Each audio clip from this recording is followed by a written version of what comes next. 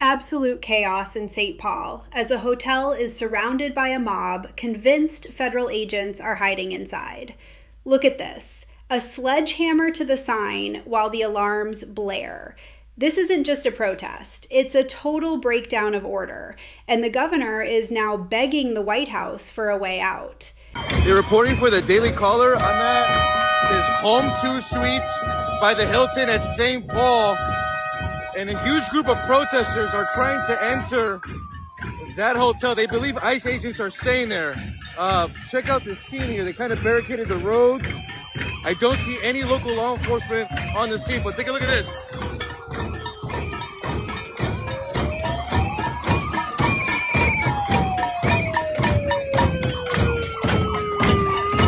This is the Home 2 Suites on University Avenue, and the energy here is terrifying. You can see the road is completely barricaded with vehicles, effectively cutting off the hotel from any quick police response. The crowd is using what they call wide awake tactics, drums, whistles, and horns, to ensure nobody inside can sleep, but it's clearly escalating past noise. Notice how there are 0 local police officers in sight during this specific window. The reporter from the Daily Caller is pointing out that there aren't even confirmed reports that ICE agents were actually staying here. It's a siege based on a rumor that has turned a legitimate business into a target. This happened just 24 hours after the Alex Pretti shooting, and you can feel that the community has reached a snapping point where they no longer recognize federal authority. It's wild to see this level of coordination in the middle of a city street without any immediate intervention. Are being disappeared. P.S. Without due process, it is just called kidnapping. Then show up and use your voice. Put your body on the line and use non-violent direct action, which is one of the most important tools in our toolbox to say, I am not okay. I will not go silently into the night. I will join arms with my friends, with my neighbors, and with people who generally believe. Now, look at where this energy might be coming from. This is Lieutenant Governor Peggy Flanagan just weeks before the hotel incident, essentially telling residents to put their bodies on the line. She calls the federal operations kidnapping and explicitly tells people to show up and use their voices.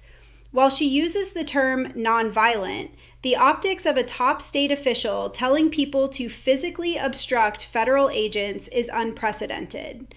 This is the vertical integration of the protest movement, from the state house down to the street level. When you have the Lieutenant Governor telling people that their neighbors are being disappeared, it's not a shock when the public takes that as a green light to surround hotels and demand answers. It's a total war of words between the state of Minnesota and the Department of Homeland Security, and the people on the ground are caught right in the crossfire. And what we've heard from several Trump administration officials, people like Stephen Miller, as people point out, calling him a domestic terrorist, but saying that Pretti was out to massacre law enforcement.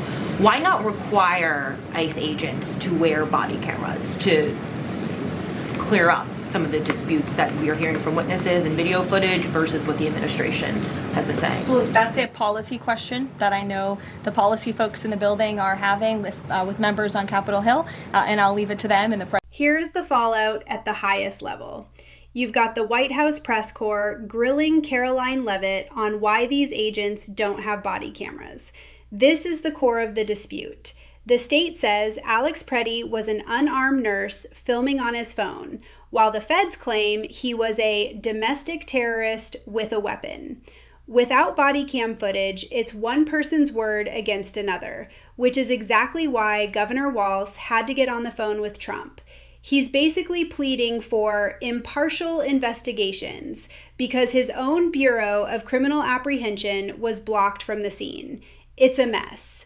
Trump's move to send Tom Homan as a border czar to oversee things is a massive signal that the White House isn't backing down, but they might be realizing that the lack of transparency is fueling the very riots we saw at that hotel. Is federal intervention helping or making Minnesota a war zone? Drop your take below and subscribe for the real updates.